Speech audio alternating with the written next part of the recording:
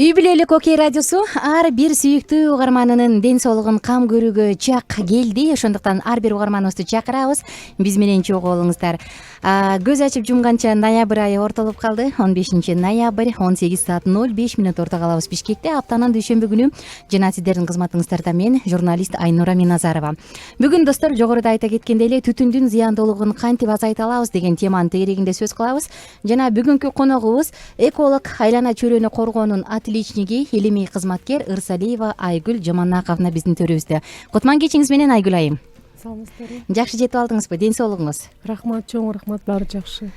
Сизди көргөнүмө абдан кубанычтамын. Жакшынакай болуп жадырап келип калганыңыз үчүн рахмат. Айтылган мөөнөттөн кеч калбай, дароо эле ошол пунктуалдуулугуңуз үчүн, анан алтындай убактыңызды бөлүп келип бергениңиз үчүн терең ыраазычылык айтам. Сизге да рахмат, ушундай бөлүп убакыт бөлүп көңүл бөлүп чакырып койгонуңузга. Чоң рахмат.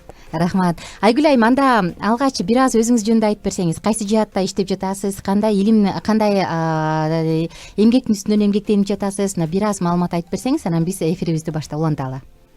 Рахмат. Бүгүнкү күндө ошо биздин ишмердүүлүгүбүз ошо илимий педагогикага байланышкандыктан, ошо сабак берип, балдарга лекция окуп, ошо экология боюнча. Ошо экология көп тармактуу болгондуктан, анын көп тармактары, ошолордун дагы баардык ошо экологиянын тармактарынан дагы баардык балдарга ошо лекция окуп, ошо айлана чөйрөнү коргогула деп салым кошуп, андан тышкары ошо макала жазып, бүгүнкү күндө дагы китеп жазып атабыз. Ошо автор өзүңүз? Автор, ооба. Кудайым буюрса тойлой турбайбызбы жакында? Да, ооба. Жетекчим экөөбүз ошо жетекчилигиндин жетекчилиги астында ошо жазылып атат. Жакшы. Кыргызстан как раз ушундай табияты, алардын келип чыгышы, эмне үчүн жетегүз болуп аталып калган, эмне үчүн кара суу болуп аталып калган, эмне үчүн ак талаа болуп аталып калган, ушунун баардыгын топонимика деп ушул менен алектенип атабыз да. Андай кызык, жети өгүз эмнеге жети өгүз болуп калган? Ушу жети тоо болгон үчүнбү же андан башка дагы бир уламыштар барбы? Уламыштар бар экен. Анан ушу жети өгүз, жетиде төгүз болгон тоолор, анын кооздугу өзүнчө эле бир тарых экен да. Жакшы. Ар бир өзүнчө тарых экен. Жакында мага менден чет элдик адам сурап калды да, Айнура, ушул Кыргызстанда экологияны жакшыртуу, аба ырайын тазартуу боюнча атайы илимий топтор барбы деп. Анан мен бир эколог эже бар, менимче бар болуш керек деп калдым, бирок дагы жооп бере алган жокмун да. Негизи барбы азыркы учурда конкреттүү түрдө ушул экология жаатында эмгектенип жаткан конкреттүү бир проекттер, долбоорлор, бир топтор, бир кыймыл атайы? Ооба, бул мындай топтор көп. Даже өзүм дагы ушу илим экологиялык фондунун өзүм жетекчиси болуп, негиздөөчүсү болуп эсептелем. Биздин ушу фонддун түзүлгөнүнө 2 жыл болду да. Андан тышкары жана экадеми деп, андан набу деп, акыл бирчи коргоо, анан айлана чөйрөнү коргоо комитетинде көптөгөн уюмдар бар да. Ошонун баардыгы бүгүнкү күндө токойду коргоо, өсүмдүктөрдү коргоо, жаныбарларды коргоо, жаныбарлардын ичинен да бөлүнүп кетет да. Ошонун баардыгын коргоп бүгүнкү күндө иштеп атышат. Конкреттүү могу түтүн менен алышкан, аба ырайын тазартуу боюнчачы?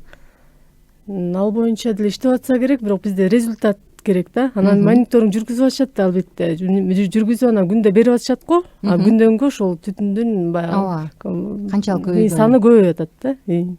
Жакшы.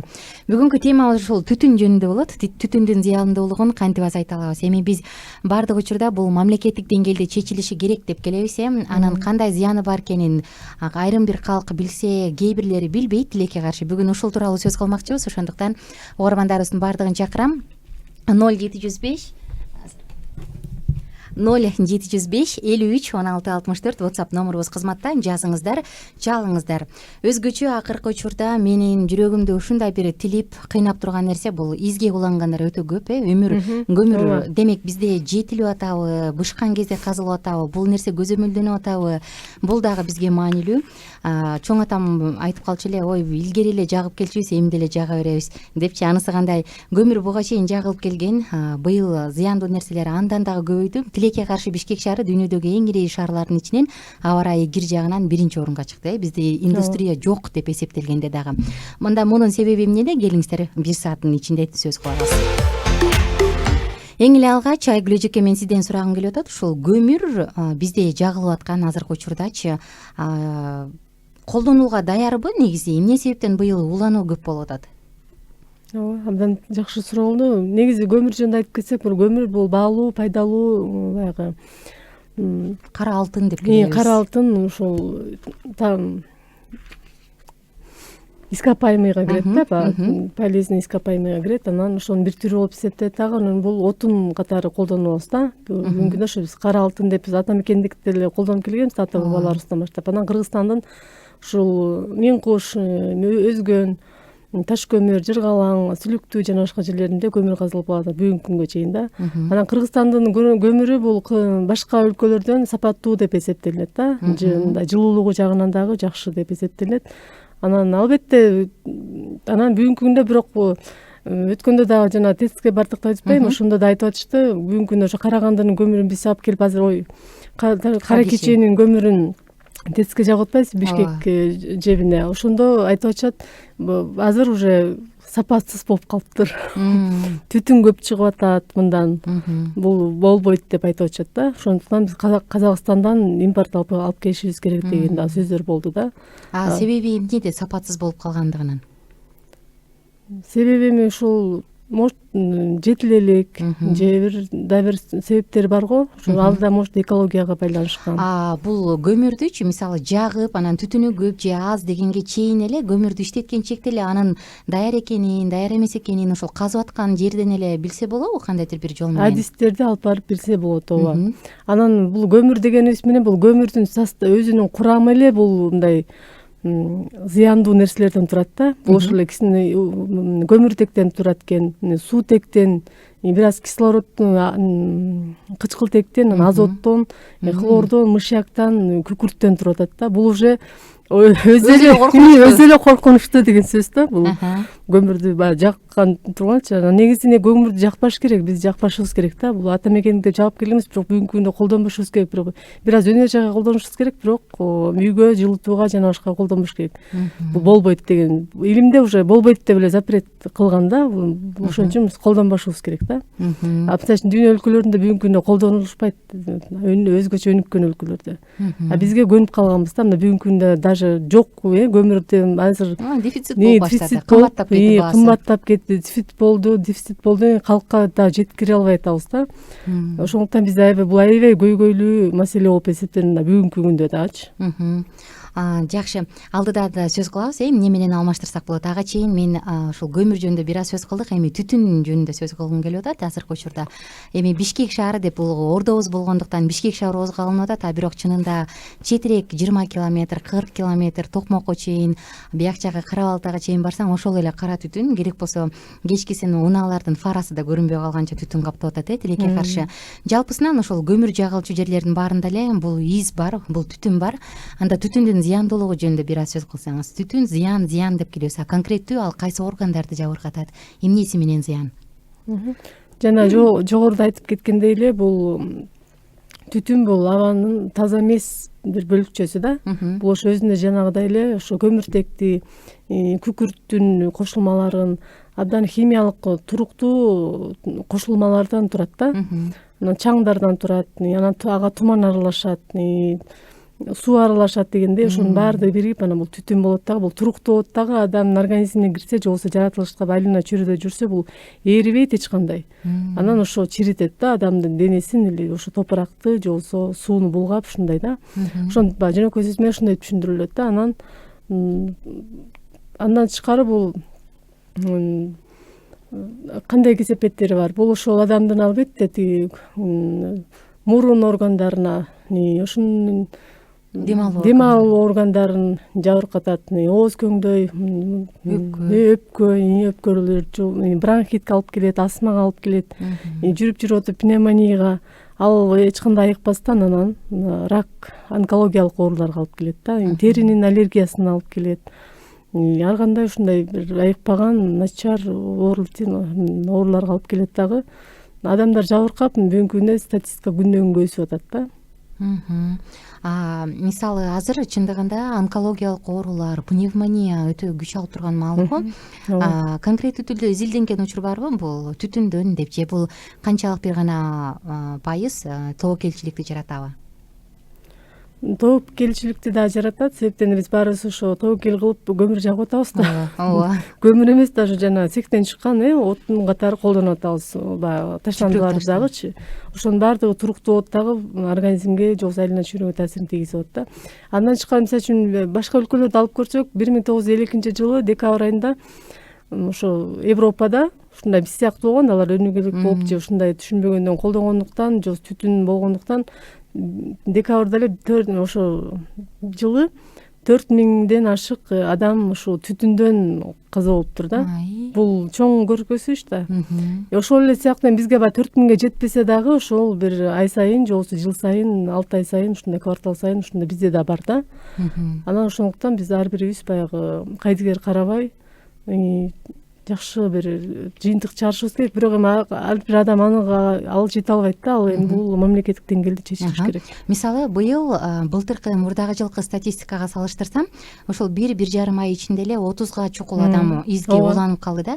Бул демек эмнеден кабар берет? Көмүрдүн туура эмес экендигиненби, жетилбегендигиненби, же биз туура эмес жагып, же жылытпай атабы? Эмнеден улам ушундай кырсыктар болуп атат? Бул кырсык эми баягы адамдардын ошо пайдаланганынан көз каранды болот, анан ушу из уруп көп адамдар эметип атпайбы? Көп эле деп айтсак болот да. Эми 1 ай үчүн, 1,5 ай үчүн 30 адам өтө эле көп. Өтө эле көп да Кыргызстанда. Анан ошону эми пайдаланганын өзүнүн маданиятын билиш керек да. Ошол кышка чейин ошо даярдаш керек. Ошо жана кернейлердин баарын жакшынакай бир тазалап, ошо адам өзү үчүн бир кам көрүш керек да. Анан мисалы үчүн башка специалист барып жаза бербейт, ар бир адам ошо жоопкерчиликти алып колдонуш керек да. Булар ошо ар бир адамдын эми дайыма айтып келебиз, аң сезими менен байланышкан да, баардык нерсечи. Ошого жараша жасаш керек. Өсүш керек. Андан кийин эле негизи абанын курамы, ошол көмүр, түтүн озон катмарына кандайдыр бир таасир этеби? Мага ошол да кызык болуп турат.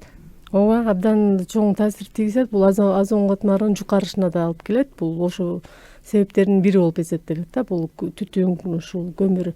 Андан тышкары негизи аба бул азоттон турат 78%. Бул биз мектеп программасынан эле билебиз. Кислороддон, кычкылтектен 21%, аргон, андан тышкары жанагы көмүртектен, анан криптон, ксенон, неон деген 0,0%терден кеткен ушундай бир чаңдан турат, элементтерден турат да. Анан абаны эми бул өзү жаратылыштык курамы да. Анан бүгүнкү күндө техниканын өнүгүшү менен, илимий техника, өнөр жайдын өнүгүшү менен бул ошолор кайра азайып, абага аба булганып атат да. Түшүнүктүү. Демек озон катмарына да таасир этилет. Таасир тийгизет. Абанын кирдеди деп мисалы бизге азыр экологдор айтып келип атышпайбы? Эмненин негизинде, кандай ченегиштин негизинде айтып атат? Анан кирдеди деп кайсы көрсөткүчтөн өткөндө гана айтылат бул? Кирдеди деп ошо өзүнүн экологияда ошо предельно допустимость деп коет, баягы чектен чыкпаш керек да. Мисалы үчүн адамдын температурасы деле 36,5 болуш керек, 37 уже температура болгон деген сыяктуу бизде экологияда дагы ошо норма бар да. Ошо нормадан өтсө, анан ошондой айтылат да. Анан бул өзүнүн дагы баягы жазында өзүнчө, кышында өзүнчө, күзүндө өзүнчө деп белгиленген. Бүгүнкү күндө ошону көргөзгүч көбөйүп атат. Муну биз ошо мониторинг жасап анан айта алабыз да. Градусун эртең мисалы үчүн бир кыз чыгып айтып атпайбы, эртең Бишкекте мынча градус болот, ошто мындай деген сыяктуу ушундай бир маалыматты беришибиз керек. Ушуну дагы телевиденияга беребиз деп биз бериш керек деп биз дайыма сунуштап келебиз, бирок эч кандай берилбей атат да. Бул берилсе жакшы болот эле, ошо калк уже көнүп калмак да. Мисалы кайсы бир өлкөлөрдө керек болсо күндүн нурунан бери айтып келишет, эртең канча болот экенин, анан баш кийим кийиш керекпи, кийбеш керекпи, пляжга барыш керекпи, барбаш керекпи, көз айнек тагыныш керек, шляпа кийип чыгыш керек, зонтик алып чыгыш керек. Ошонун баарын алар уже аң сезимде сиңирип алганда билишет. Бизде наоборот эртеси күн баары жалаңаш чыгып алышат да. Бул туура эмес. Жамынып, апапак кийинип, крем сүйкөнүп, очки тагынып ушундай чыгыш керек да. Рахмат. Анда кийинки эми аба ырайы кирдегенин билебиз, мамлекет чечиш керек деп келип атабыз муну. Бирок ошентсе дагы абаны тазартуунун жолдору мага кызык болуп атат азыркы күндө. Канткенде биз ушул калың түтүндөн арыла алабыз? Бүгүнкү күндө биринчиден айта берейин. Биринчиден негизи ар бир адам ошо аң сезимин өстүрүш керек. Андан тышкары мамлекетте идеология болуш керек. Жакшы бир өкмөттүн деңгээлинде, жогорку кеңештин деңгээлинде пландар, токтомдор чыгыш керек. Ошолор закон болуп, анан буйрук болуп аткарылышы керек карапайым калк ичинде. Анан бир баарыбыз жапатырма киришкенде, комплекстүү киришкенде анан жакшы жыйынтык болот да. Анан бир эле айтып коюп, же болбосо кагазда калып келбеш керек. Ар бир адам ушуну аткарыш керек. Ошондо анан бизде эле болгон башка өлкөлөрдө ушундай күндөрдө алар да өткөрүшкөн да, жана Лондонду мисал кылдым го, ошол сыяктуу эле. Бүгүнкү күндө Лондон аябай жакшы болуп кетпесе дагы дүйнөнүн алдыңкыларынан болуп эсептелет да. Ошондуктан баардыгыбыз чапырт иштешибиз керек. Ошондо иштешибиз керек деген этип сөз бул конкреттүү кандай кыймыл аракеттерди камтыйт? Эмне кылып иштешибиз керек? Мисалы үчүн эми баягы таштан таштаба дедиби, таштабашыбыз керек. Түтүнгө каратачы? Түтүнгө карата ошол бул да эми стратегиялык маселе болуп атпайбы? Карапайым калк, мисалы үчүн мен жасай албайм да. Мисалы үчүн үйгө электр энергиясын колдоно десем ал жетпейт. Көгүлтүр, от, газ кымбат. Ага менин чарпам жетпейт. Анан бир гана бас ийкемдүү болгондуктан ушу көмүрдү колдонуп атам да. Көмүр мына зыяндуулугун айтып атабыз да, абдан зыяндуу. Даже казып албаш керек деп айтып атабыз да. Ошондуктан бул эми стратегиялык план болуп, ушу өкмөт чечип бериш керек да. Өкмөт ошондой жана жаңы конуштарга же бүт баарын бир инфраструктураны, жылытуу системасын жакшыраак кылып түзүп бериш керек. Анан ошондон бир жакшы бир результат болот да. Ага чейин результат болбошу мүмкүн, бул ачык эле айтыш керек да. Биз уже айтып эле келип атабыз да, канча жылдан бери. Ооба, мен да ойлойм да, мисалы азыр күйүүчү май кымбат, көгүлтүр от кымбат, электр энергиясы 5 киловатт, 3 фазаларга 10 киловатт, бул өтө эле аз. Анан бул учурда биз кантип башка бир замена алмаштыруу жөнүндө кантип сөз кылабыз да? Ооба. Анда ар бир эл эле өзүнүн ден соолугун колдон келишинче максималдуу түрдө үй шартында колдош аракет кылып эле бир коргошу керек болот, башка айла жок болуп калат. Алдыда бултур эле сөз кылалы, мен дагы ушу бир суроо болуп кетти да, мисалы гүл чыгарганда ошол отундун, көмүрдүн гүлүнчү атай бир эрежеси барбы? Ошол учуп, бөлмөдөгү баардык буюмду чаңдатып, анан өпкөгө кайра кирбеш үчүн бир кантип аны туура чыгарса болот, же негизи эле кандай кылганда анын зыяны азыраак болот? Ооба, туура айтасыз, абдан. Бул эми ошо курулушка байланыштуу да. Эгер ошондой азыр ошо гүл чыгарган, от жаккан үйдө башка комната кылып атышпайбы, ошол туура да. Ошо башка комнаталар таза болуш үчүн да. Бул биринчиден. Андан тышкары ошо гүлдү бул абдан зыян да. Бул жана астманын бул башталышы болот. Астмага алып келет, аллергия, тамак ооруларын алып келет, бронхит, өпкө ооруларын бүт баардыгын ушул гүл алып келет да. Бул абдан зыяндуу, өзү эле айтып атпайбы? Бул таштанды деген эле сөз да, көмүрдүн калдыгы. Ошондуктан буга да бир жан сезим менен мамиле кылыш керек да. Бул да өзү чоң неме да. Анан муну төккөндө дагы бир алысыраак төгүш керек. Өтө зыяндуу бул деп айтып келебиз. Бизде кичинекей кезде деле үйрөткөн го, гүлдү баспагыла депчи. Бул өтө зыяндуу болуп эсептелет. Мисалы мен ошол эфирге даярданып атып көмүр жаккан адамдардан сураштырдым, кантип чыгарасыңар десем, кимдир бирөө жана даки, марли деп коебуз го, ошол дакини сулап алып анан чаканын үстүнө жабам дейт, анан гүлдү ошого салам, ошондо пыры чыкпайт дешет экен. Дагы бир башка улуттагылар айтат, биз гүлдү чыгарып атканда ошол чыгарчу идиштердин баарын сулап алабыз, анан чыгарабыз депчи. Ушундай ар кандай ыкмаларды колдонушат экен, мындай үй шартында. Жана таң калып койдум, демек болот. Кантсе дагы бир аз болсо дагы бул зыяндуулугун азайтса болот экен. Болбосо сапырылып бир укмуш бүт баары чаң болуп калат го кайрачы. Анан коркосуң, ошол нерсе өпкөңө кирсе эмне болот деп. Андан кийин эле ушул азыркы учурда кир абанын зыяндуулугун ар бир адам кантип азайта алат? Эми азыр бир эле көмүр эмес, күйүүчү унааларды да айтып атабыз, айтор баардыгы чогулуп бизде ушундай азыркы шартыбыз оор болуп турат. Кантип биз ушул зыяндуу аба ырайынан бир аз болсо да өзүбүздү коргой алабыз? Мүмкүн кандайдыр бир өсүмдүктөрдү өстүрүүнү сунуш кыларсыз, мүмкүн бак-дарактарды отургузуу сыяктуу.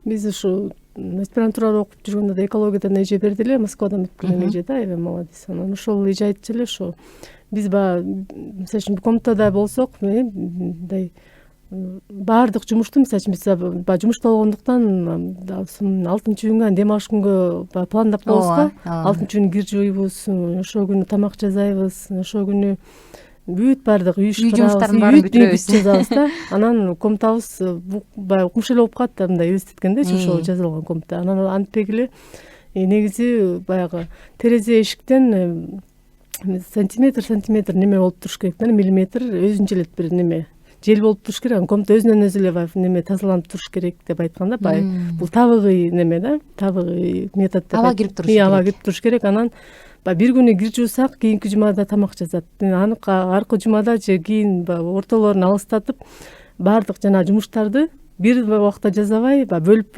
убакытты бөлүп жасасаңар ошондо комната таза болот деп бизге ушинтип үйрөткөн да. Анан кээде азыр үйдөн ошентип келем, баардык хозяйкаларга да ошону мен сунуштайт элем да. Мисалы суббота күнү эртең менен тамак жасаса, түштөн кийин кир жууп, дем алыш күнү үй шыпырып, пылесос менен баягы чаңдатпайбы, жана башка ушул сыяктуу жумуштардын баарын ошо башка күндө ушинтип бөлүп жасаса, ошондо комната таза, салкын, жарык, ошо таза болот эле дейм да. Үйдө өсүмдүктөрдү жөнүндөчү кандай гүлдөрдү өстүрүүнү сунуш кыласыз? Анан ошол үйдө үй өсүмдүктөрү баягы бөлүнөт баягы уктоочу бөлмөгө өзүнчө, кухняга өзүнчө, залга өзүнчө дегендей, коридорго өзүнчө. Анан бүгүнкү күндө ошол фикус деген өсүмдүктү бул ошо жакшы аба тазалайт экен бул фикус деген өсүмдүк. Андан тышкары герань баардык түрү абаны жакшы тазалайт. Андан тышкары геранди баш ооруганга да аябай жакшы деп айтып келишет. Аябай пайдалуу. Морекин баары эле пайдалуу болуп калат да. Ана бамбуковый пальма дейт, жакшы. Атыргүл деп жытыда жакшы го, сууну септирип, немесе комната сонун атырыштанып калат го. Кипарисов да дейт. Гербера дейт, яшик, тёшный язык дейт. Биздин жаныбызда бар. Ушунун баардыгы ушу пайдалуу экен да. Ушул баарын хозяйкалар өздөрү деле азыр билип калдырыш керек. Баарын өстүрүп, ошо ар бир аракеттен да, аракет кылып ошону баягы жасаш керек да. Азыр мисалы түтүн каптап атпайбы? Бул өсүмдүктөргө ошол эле мейлим бөлмөдөгү өсүмдүктөр жөнүнгө алалы, сырттагы өсүмдүктөр бактырактарга таасирин береби? Мисалы жыл сайын алар кантип дем алып атат да? Берет, аны аларды да убагында карап туруш керек. Анан ошол мисалы үчүн бала бакча же болбосо мектептерге өзүнчө өсүмдүктөр кетет. Дарылануучу жайларга өзүнчө, курортторго өзүнчө, мекемелерге, окуу жайларын же ушундайларга, контораларга өзүнчө өсүмдүктөр кетет да. Бул өзүнчө илим болуп эсептелет дагы. Ошол специалисттер барып анан ушул баягы эгишет да. Бизге керектүү болгон баягы окууда, мисалы үчүн акацияны, сирен, бадалдарды да, карагайдын түрлөрү, пихта, булар елка, ушунун баардыгы карагай. Чаңды жакшы сору алат да булар. Ошолорду өстүрүшүбүз керек да. Бадалдын эми бүгүнкү күндө Бишкек шаарында 150дөй түрү өстүрүлөт. Анан ошолорду убагында карап туруш керек да, бирок жайында өрттөлүп атат да, алар өрттөлбөш керек да, суу жетпейчи. Мисалы жөнөкөй эле эшигиңдин алдында мен кайсы даракты, кайсы бадалды отургузуп койсом, ошол бир аз болсо да аба ырайдан коркоп турат. Сиренди өстүрүңүз, акацияны өстүрүңүз, розанын түрлөрү, розанында миллион түрү бар да, ошолорду өстүрүңүз. Жакшы гүлдөрдү өстүрүңүз. Геранди өстүрүңүз, вот герань жакшы. Геранди ушу көп угам да, дарыгерлерден баш ооруган адамдардын бөлмөсүнө коюп койсом, бул пайдасы абдан зор деп. Жакшы, бул табигый аба тазалоочулар. Андан кийинки суроом, эгерде аба тазаланбай турган болсо, ушул эле көрүнүш 5 жыл, 10 жыл улана турган болсо, анда биздин келечегибиз кандай болот? Биздин келечегибиз ушундай эле болот, же болбосо мындан дагы неме болушу мүмкүн да. Бүгүнкү күндө азыр биз жакшы деп айтпашыбыз керек да. Аны ачык айтканда уялбашыбыз керек. Ошого кайра карама каршы жакшы иштерди кылышыбыз керек да. Анан ошондон жакшы результат болот да. Мисалы үчүн жана айтып кеткендей эле, мисалдагыдай ушундай бир мисал болот да. Ошо ооруларыбыз азаят, аба тазарат, өсүмдүктөрдү өстүрүш керек. Көмүр жакпаш керек болушунча энергияны колдонушубуз керек, электр энергиясын. Бизге эми күчүбүз эми ошого эле жетет да. Кыргызстан суунун башындабыз да. Ошолорду колдонушубуз керек да. Бул эми стратегиялык маселе, муну ошо өкмөт чечип бериш керек. Эми азыр учурдачы 2-3 жылдан бери ушундай көрсөткүч болуп, биз чоң шаарлардын ичинен 1-орунга чыгып атпайбызбы абанын кири боюнча? Мамлекеттик деңгээлде кандай иш-чаралар, кандай аракеттер жүргүзүлүп атат? Негизи барбы бир кыбыр эткен жан? экология жана климат комитети иштеп атпайбы? Ошолор жакшы иштеп, жакшыларды түзүш керек да. Иштеп атышат негизи азыр бизде кандай аракеттер жүрүп атат? Бир мүмкүн 3 жыл болду бул нерсенин башталганына. Кандай аракеттер болуп атат? 5 жылдан да ашып калды го. Мореки биз статья жазганбыз да, ушуна жана ошондой эле биз мониторинг жүрүш керек, замер деп жазганбыз да, мониторинг жүрүш керек, анан калкка информировать этип туруш керек, калкка да жарыяп туруш керек да. Бүгүн мынча болду, мындай кылууга деген сөз да бул. Анан ошондой эле ошол баягы алдын ала айтылгандарды колдонуп, анан одевать маски деп жазганбыз да бул. Ошондой эле часто выходить на неме тоолорго кеткиле, жайында балдарды каникулга алып кеткиле, загорадан болгула деп мунун баарын биз жазып, муну биз бул немебиз азыр немеде чыккан да, Россиядан чыгып келген. Ошондой эле жазганбыз да, мына 5 жыл мурун эле. Ушу дайыма эле колдонуп келебиз. Анан мына ликвидировать и стандартизировать движение автотранспорта. Транспорттун түтүнү да азырайып болуп атпайбы? Бул да өтө туруктуу кошулма болуп эсептелгенден зыяндуу да. Мына ошолорду транспортту баягы азайтыш керек да, түтүнүн. И анан жана программаларды, долбоорлорду ошо түзүш керек. Республикалык жана международный деңгээлдеги проектилер түзүп, ошол боюнча иштеш керек. Муну правительстводан соответствующий документтер колдонуш керек деп мурун эле жазганбыз да, 5 жыл мурун эле. Дайыма эле түшүнүп келет. Ошонун азыркы күнүнө мына бүгүнкүгө чейин бул актуалдуу биздин немебиз, статьябызчы. Анан ар бир адам ушуну жакшы колдонуп, баягы билип, аң сезимге салып иштесе жакшы болот эле да. Анда ошондо мамлекеттик деңгээлде чечилчүдөйбү же? Негизи биз баягы өзүм баягы киришип жүргөндөн баштап биз Танаевдин ушуга чейинки Танаевден берки премьер-министрлердин Катанаев, анан Кулов бүт эле болду го, Сапар Изаков, Жантөрө Сатыбалдиев, азыркыга чейинкилердин баардыгынын эле токтомдору, ушу закондору менен иштеп келебиз да. Айлана чөйрөнү коргоо карата, сууну коргош керек, жаныбарды коргош керек, топуракты коргош керек дегендер бар да, кадастр жолсу закондор, токтомдор. Ошолор менен иштеп келебиз, бар да. Бирок аларды иштеш керек. Бир эле кагазда жазылып калбаш керек да. Бизге антпесе чечилбейт. Антпесе чечилбейт. Результат болбойт антпесе. Результат мына кайра күчөп атат да. Мисалы үчүн күчөйт, а эч ким чече албайт. Мисалы былтыр деле Түлөев, Балбак Түлөев айтпадыбы? Мен үйлөп кетиремби немени деп атат да. Бул иш билбегендикти билдирет да. Анткени жетекчи ошону чечиш керек. Өзү чече албаса специалисттерден сураш керек, кеңеш берип ошону баарлап кетиришибиз керек. Мисалы, эгерде акча жок же ой биз азыр башка нерсе менен элекпиз дей турган болсо, эл аралык деңгээлде чечүүгө мүмкүн беле? Эл аралык деңгээлде проектилер жазып, долбоорлорду ошонун негизинде кетириш мүмкүн. Кетиришке гранттар келип атпайбы? Ал ошолорду колдонушубуз керек. Мисалы үчүн макул түтүн деп кой, таштандылар. Ушундай эле маселе да, таштанды мындан да чоң маселе. Таштанды өзү башка жактан алып келип атышат жана инвесторлор да. Аны алып келип эле ар бир үйдө 5 киши жатса 5 тең төлөп атат да. Ал таштандыны эч кандай алып келип кереги жок. Өзүнүн эле акчасы өзүнө эле төгүп коет да, даже өзүнөн да ашып кетет. Оборудование алганга, ошону иштеткенге жана башкагачы. Ошондуктан биз акчаны туура, финансын туура колдонгонду аудитти жакшы билишибиз керек. Бизде адистердин иштин көзүн билген адистердин жетишсиздигинен улам ушундай кризис болуп атабы? Адистер деле жетиштүү го, алар адистердин сөзүн уккан жок да. Ошондуктан мен адис айтып атам, аудитти таштандыда аудитти билиш керек да, ошо акчаны колдонгонду билишибиз керек да. Эми азыр мисалы сиз эколог катары эмнени сунуштайт элеңиз? Эгерде сизде Айгүл эжеке, Айгүл Жаманаковна келиңиз, сунуш бериңиз десе, негизи кантип чечүүгө болот? Түтүнгө? Ооба. Жок дегенде үй салып аткандар бар, жаңы коңуштар улам түшүп атат, ал жактар бар. Жок дегенде да, эми жер үйдө мындай эшигинин алдынан газдын трубасы өткөндөр бар, бирок көмүр жаккандар бар. Жалпы элечи, эгерде сизге ушундай бир мүмкүнчүлүк берилсе, эмнени сунуштайсыз?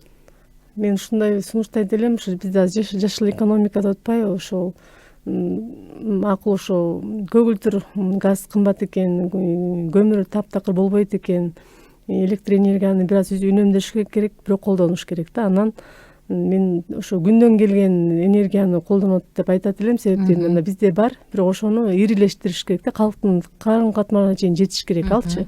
Ал бир аз азыраак болуп атат да, ошону көбөйткүлө деп мен сунуштайт элем. Ал азыр бар бизде, жана рабочий городокто иштеп атпайбы, ошону көбөйтүш керек. Мисалы үчүн мына Өзбекстан ошону көбөйтүп атат өткөндө, президент бүт ачып, азыр ошол боюнча неметип атышпайбы? А эмнеге бизге андай болбойт? Болот, аябай сонун элечи. Ошолорду көбөйтүш керек. Негизи дүйнөдө эмнеге башка өлкөлөр таза болуп атат да? Деңиздик өлкөлөр деңиздин толкунунан алып атат энергияны. Шамалдан алып атышат, күндүн энергиясынан алып атат. Ошонун баарын биз да уюштурсак болот да. Кыргызстан күнөстүү өлкө дейбиз, бирок бүгүнкү күндө дефицит, балдардын баары жанагы Д витамин жетишсиз, өзүбүзгө да жетпейт. Эч кандай колдонгон жокпуз да. Ошонун баардыгын өзүбүздө турган нерселерди колдонуш керек, ресурстардычы. Мен ошол күндүн энергиясын сунуштайт элем да. Бизге ошол пайдалуу, анан электр энергияны үнөмдөп бирок колдонуш керек да. Мисалы дагы бир эколог агай айтты эле, тепловой насосторду мен сунуштайт элем депчи. Бул эмне болгон насос? Ошол жөнүндө айтып берсеңиз. Тепловой насос деп Бул деле ошол күндөн негизинде жылыйбы же бул башкачабы? Күндөн да жылышы мүмкүн, бирок аны ошо агай өзү билет го анда. Мен ошо күндүкү жагат да магачы, как эколог да. Может, ал немеде турбай, рабочий городокто биз өзү атайын барып көргөнбүз да. Ошону көбөйтсө жакшы болот эле да, деп ойлойм да. Ошол агай айтты эле да, мен чала эсимдейм, бирок конкреттүү эстей албай атам. Ошол эгерде аны көп кабаттуу үйдүн чатырына коюп койсо, ал ошол бир үйдү толугу менен жылыта алат депчи. Күчү ушунчалык деңгээлде жетет. Кубаттуу да. Жакшы. Келип аткан смс каттар бар, анда карап алалык, анан саатыбызды уланталы. Саламатсызбы Айнур айым, саламатсызбы кошун эже болуп калыптыр. Конок эже, бүгүнкү менин дагы суроом бар. Кечинде жатаарда абдан корком. Биздин көмүр жаккан комнатабыз ортодо. Кантип изден сактанса болот, айтып коюңузчу. Эшигин ачып жатыш керекпи же жаап коюш керекпи астыңкы? Чоң рахмат сиздерге де 880 сандары. Анда айтып берейинби? Ооба. Жанагыдай да, эми аны ошо этияттап жатышыңыз керек. Прям жатаарда отту жакпаш керек. Ошо отту жагып коюп, анан бир 10-15 мүнөт күтүп, ошо печканын астын ачып, толук күйүп атабы, түтөгөн жокпу, ошону билишиңиз керек да. Бул безопасность деп коет, коопсуздукту карашыңыз керек. Күйүшү керек ал, күйүшү керек. Түтөп анан ошол бойдон сыртка чыгып, комнатаны каптап, аба жок болуп калбаш керек да. Коопсуздук сакташыңыз керек. Эч качан жатаарда маалда салбаш керек да. Бир 10 мүнөт, 20 мүнөт, жарым саат мурун салып, ошонун күйүп атканын көрүп, анан жатыш керек да. Бул баардык бир эле Болбайкеге эмес, бүт Кыргызстан боюнча бул тиешелүү суроо да. Молодец, жакшы бериптир да. Рахмат. Кийинки, Сузакта 3 бала чарчап калгандан бери жүрөгүм ооруйт, көмүр жаккандан да коркуп калдым. Изден негизи кантип сактаныш керек дейт. Ошол сыяктуу суроо экен. Жанагыдай да, коопсуздукту сакташыңыздар керек. Кернейди тазалашыңыздар керек. Ошо көмүр салганда ошону сразу тартып кетиш керек. От жакшы күйүш керек. От жакшы күйбөсө түтөп, анан жанагыдай маселелер башталат да. Кийинки кутман кечиңиздер менен Кыргызстандын кайсы көмүрү коопсуз болуп саналат, кайсы көмүрү бушкан болуп саналат? Алдын ала рахмат жооп үчүн. Жана абдан актуалдуу тема экен, ишиңизге ийгилик дейт. Кыргызстан жана айтып кеткендей сүлүктүү таш көмүр үзгөн, кызыл кыя, миң куш, жыргалаң деп айтып кетпедикпи? Кажется, ошонун баардыгы Кыргызстан жакшы көмүр болуп эсептелет. Бул эми сиз кайсы региондо жайгашканыңа жараша да. Анан бүгүнкү күндө биздин Бишкекте кара кеченин көмүрүн алып келет да, муну ошо кичине начарыраак деп өткөндө айтылып атышат да. Анан мен билем, сүлүктүүнүкү аябай жакшы, жылуулугу да, табы да аябай жакшы деп айтылат. Кызыл кыяныкы да ошондой. Өзгөн таш көмүр, булар жакшы көмүрлөр деп эсептелет да. Бирок бизге алып келип сатышпайт го. Бияк сатылбайт. Бул түштүк регионду гана жагып, алар ошол неметишет. А биздикин кара кече. Анан Казакстандан келет да бизге. Маска тагынып алса болот дедиңиз го, ал бизди канчалык деңгээлде коргой алат? Муну көмүрдү чыгарып атканда тагыныш керекпи же түшүрүп аткандабы дейт. Көмүрдү алып келип түшүрүп машинадан алып келип түшүрүп атканда да тагынышыңыз керек. Бүгүнкү күндө маска бул эң актуалдуу да, ошондуктан чыгарып атканда албетте тагынышыңыз керек. Жана Айнур айында айтып кетпеди, ошо нымдап тагынышыңыз керек болсо. Өзүңүзгө кандай удобный, ошо мындай дем ала аласызбы? Колдонуңуз как? Ошо жатаарга чейин колдоно бериңиз да, болот да. Жакшы. Достор, биздин карамагыбызда санаалуу мүнөттөр калды. 0705 53 16 64 WhatsApp номерубуз кызматта. Бул жакка чалган угарманыбыз бар. Биз чалууларды түз байланышта кабыл алабыз. Жазыңыз 0312 шаарыбыздын коду 91 19 19 сандары кызматта. Көмүрдөнбү же эмнеге билбейм, кышкысын тамагым кычышып эле жөтөлө берчү болдум. Бул эмнеден болот? Көмүрдөн болушу мүмкүнбү дейт угарманыбыз. 970 сандарында. Бул эми эгер аны өзүңүз билишиңиз керек да. Эгер сиз көмүр жакканда эле эгер ошол тамагыңыз кычышса, көмүргө байланыштуу болот. Эгер сиз талаада иштесеңиз же болбосо дайыр ошондой шахтада иштесеңиз же бир иштеген ишиңизге ишмердүүлүгүңүзгө жараша болот. Ошону өзүңүз тактап, анан жылуу жүргөнгө, жана суу ичип ушундай бир нерселерди колдонуш керек да. Рахмат. Достор, биз бир музыкалык чыгармага кезек беребиз. Андан соң сиздер менен бул сааттын жыйынтыгына да өтөбүз. Жазыңыз, суроолоруңуз болсо. Бүгүнкү биздин төрүбүздөгү конок эколог, айлана чөйрөнү коргоонун отличниги жана илимий кызматкер. 0705 53 16 64 сандар кызматта.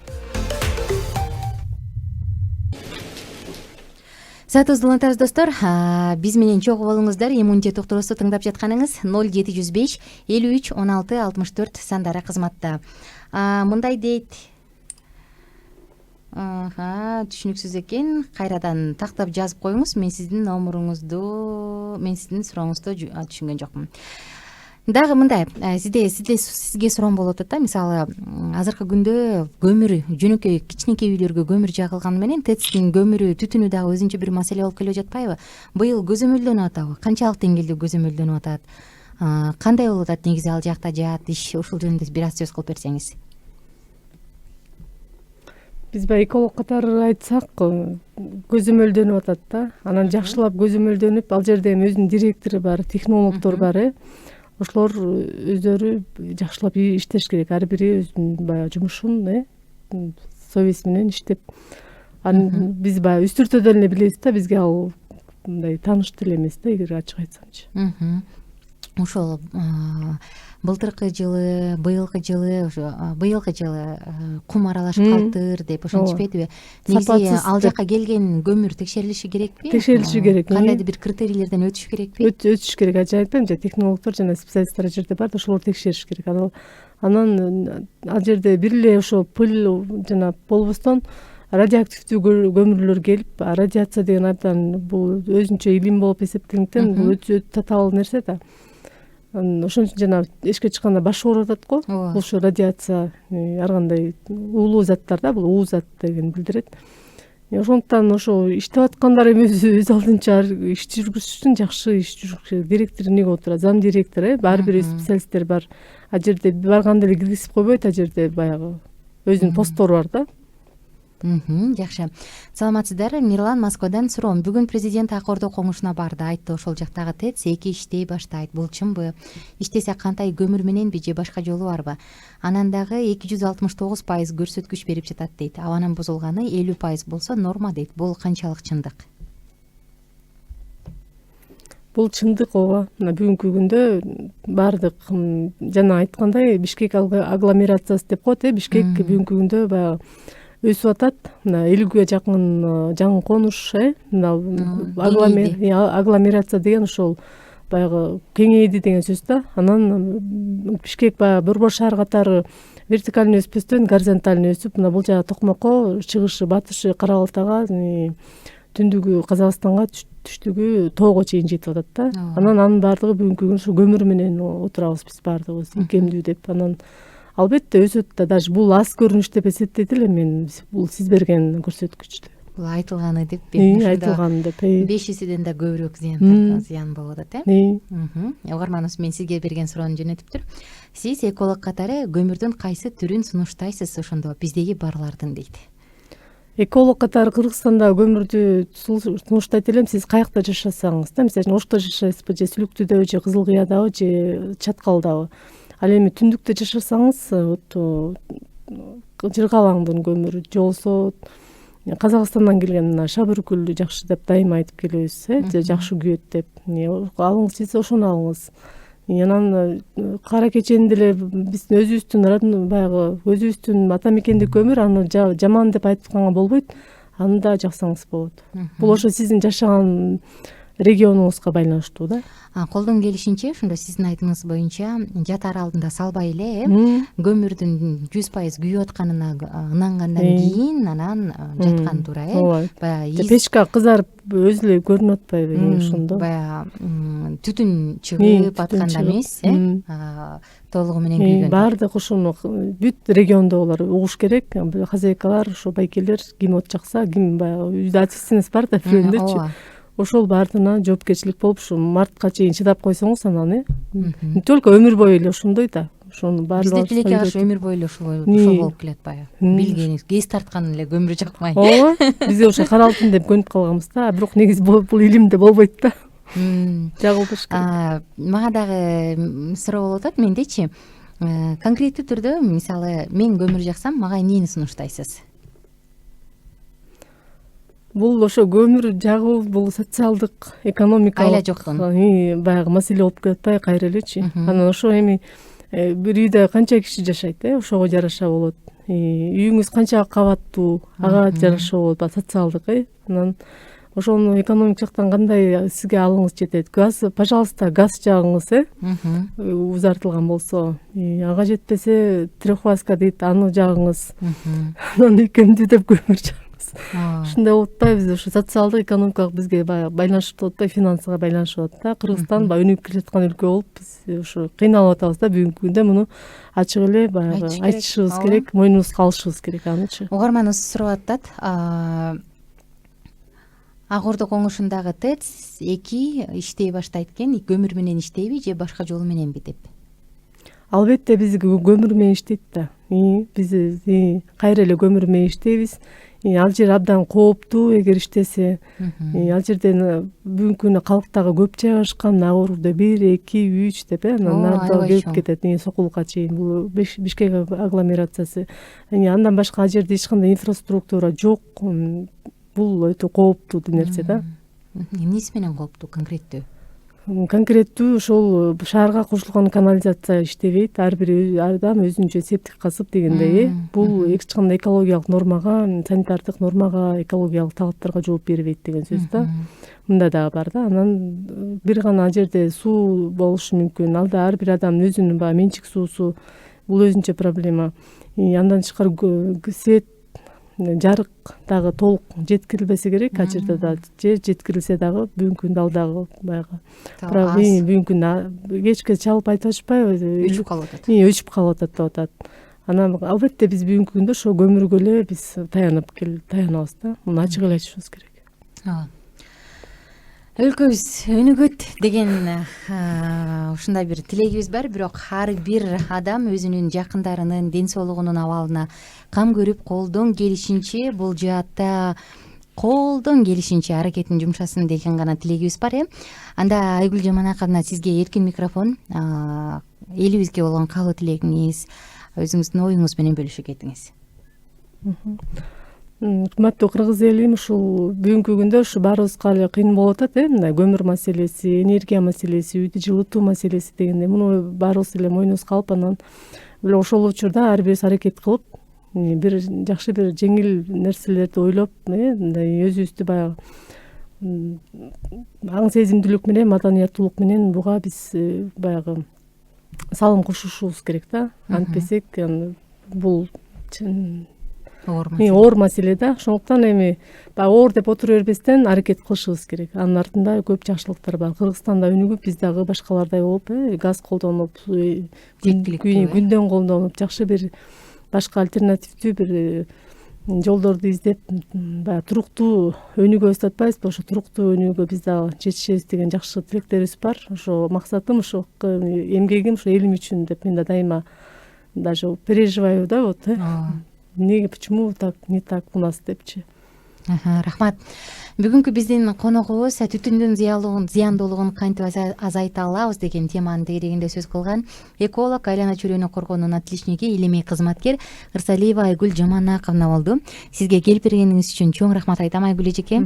Көрүшкөнүмө абдан кубанычтамын. Чындыгында ушундай бир ден соолук үчүн, экология үчүн дегенде сиздин дайыма кызматка даяр экениңиз бизди кубандырат. Чоң рахмат, ишиңизге ийгилик каалайм. Ал эми ар бир угарманыбызга кааларыбыз эмне кылабыз эмес, келиңиздер колубуздан келишинче эмне кыла алсак ошону кылалы. Колдон келишинче мүмкүн бир аз акча кошуп газга өтөрбүз, мүмкүн бир аз акча дагы үнөмдөп дагы башка бир альтернативасын издербиз. Бүгүнкү күндө бизде сонун сыймыктана турган атуулдарыбыз бар, кыз жигиттерибиз бар, чет жактан жаңы нерселерди үйрөнүп келип, жаңы проектилерди ачып аткан. Мына биз дагы ушундай улан кыздарга таянабыз.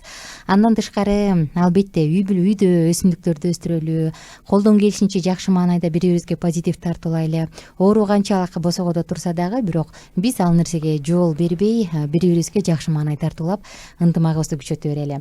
Элибизге, жерибизге тынчтык болсун деген каалоо менен биз саатыбызды жыйынтыктайбыз. Аты жөнүм Айнура Миназарова. Эртең таңкы саат 8ден кайрадан амандашканча.